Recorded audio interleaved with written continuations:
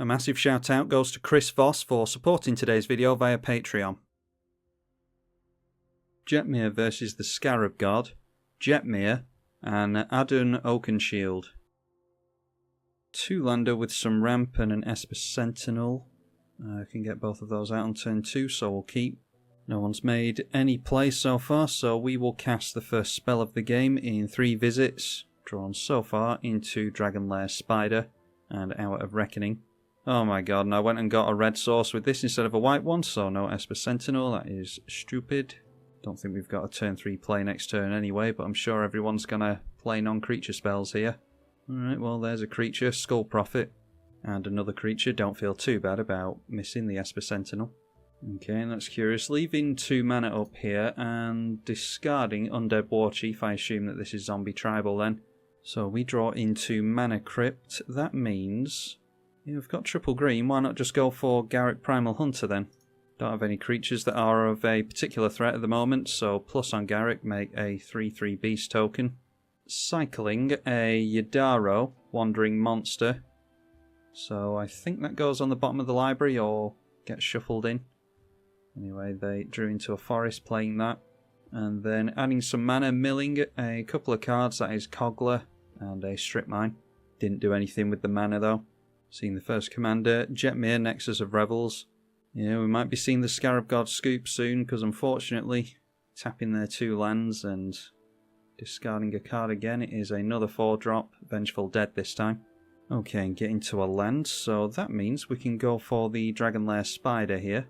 I'll plus on the Garruk first of all. So being able to cast the Dragonlair Spider. Annoyed that I still don't have the Esper Sentinel out when I should have done, but I don't think we've had an opportunity to draw off the Esper Sentinel, in all fairness. Another creature there. That is Root Weaver Druid. I dare say the Dimir player is definitely going to take them up on this. This Jetmir might as well.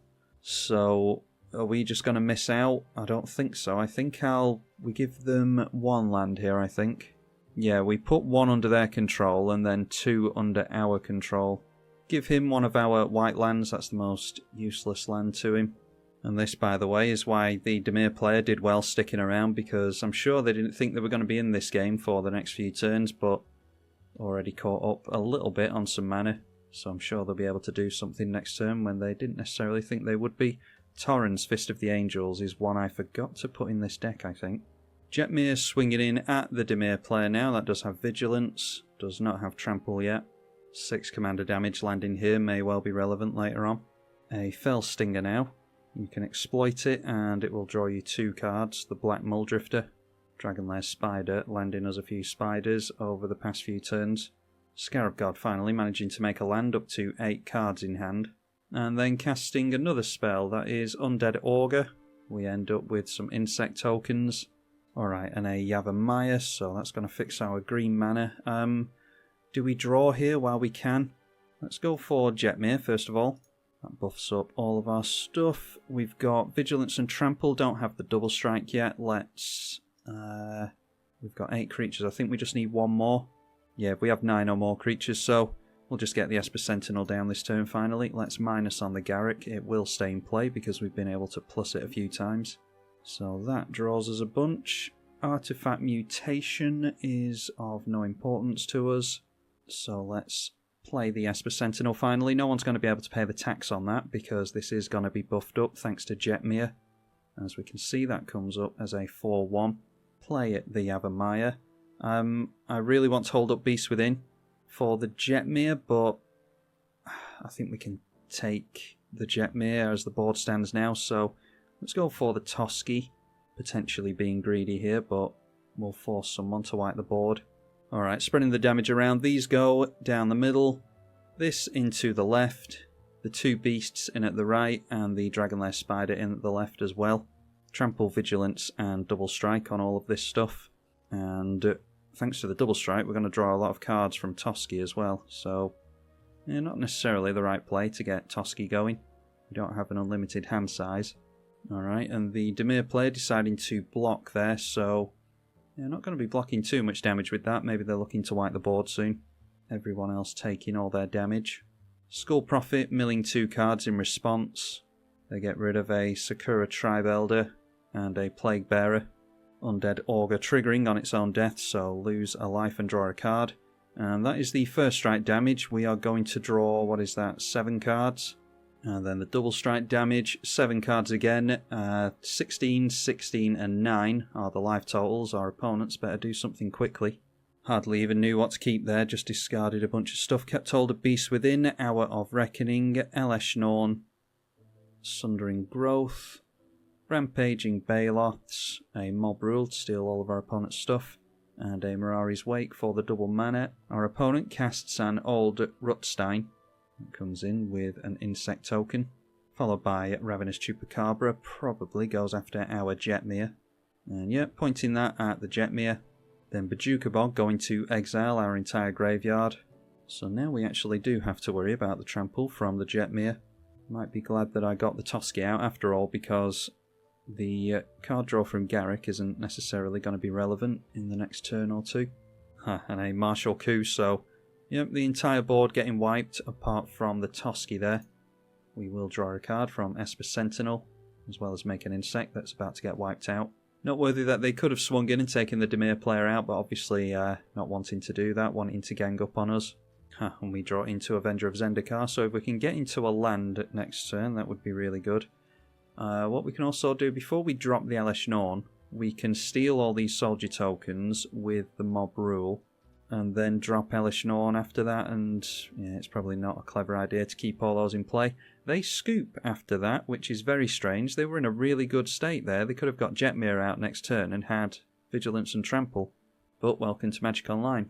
Probably would have played the Elesh Norn anyway there to get rid of all their tokens, because it wouldn't be good to leave all those tokens in play ready for them to drop a Jetmir. See a Headless Rider, love this zombie from the previous set. If the zombie player stuck this game out, everyone else should have done. Followed by a Victimize, so going to reanimate a couple of creatures here. That is Undead War Chief and the Fell Stinger. Still not liking the cards in their hand, strangely. They do need to start developing an actual board at some point. Maybe they're setting up mass reanimation. Discarding hand size, a Tainted Isle. We take a Lightning Bolt and go down to 29 to see if we get into a land here. Cultivate is kind of a land, so maybe we just set up with Avenger of Zendikar. Throw down Mirari's Wake first, and we'll plus on the Garrick. Gets us a 4/4 beast thanks to the buff from Mirari's Wake. Then it's Cultivate, only 2 basics left in the library, that's lucky. Get the Forest into play tapped, because all our lands are already tapped for green thanks to Yavimaya. Can't play a land into the Avenger of Zendikar, unfortunately, thanks to having to fish them out with Cultivate. But our plants get a +1 buff anyway, thanks to the Anthem. And besides, we're going to buff them with the Jetmir regardless. So once again challenging my opponents to have a board wipe. We'll take the Toski in at the player to our left. Adun Oakenshield. That'll take us up to a full grip of 7 again. Okay, and even more token production in Deep Forest Hermit. Our opponent's backs are really against the wall here. Seeing the commander, Adun Oakenshield. And following that up with Mortivore, so that is a 14/14 that we can gain control of with Mob Rule if we want to. Corpse Augur now. Yeah, just losing more Corpse Augur from the zombie player. Yeah, all these creatures being buffed is useful for us, because we'll take with the Mob Rule all the creatures that have power 4 or greater. They just drew a couple more cards with Knight's Whisper, so teetering on 5 life only. And not holding up any counter magic, thankfully for us. Well, not that we know of anyway. A Lord of the Accursed this time. And they scoop there as well. So don't fancy their odds of surviving through to the next turn. A Champion of Lamholt for us. Let's throw out the Jetmir. And then, I mean, maybe our opponent's got removal for Jetmir, but we'll just play as though they don't. Don't want to waste my opponent's time if they're being respectful to us and allowing us to swing in here without scooping. Mortivore's gone down to a 10/10 now that another opponent has scooped. And there we go, managed to take them down to a fair life total, I imagine. Yeah, they went down to -43. First strike damage with Toski would have drawn us a bunch. And then the second strike would have drawn us a bunch more cards, and we were actually at, yeah, only 54 cards before we drew any more. So, yeah, have to be careful in this deck, apparently, that we don't draw too much.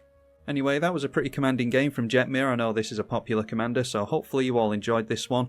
Be sure to consider donating on Patreon if you did. Massive thank you to those of you who do already. I'm tribalkai. Thank you for watching.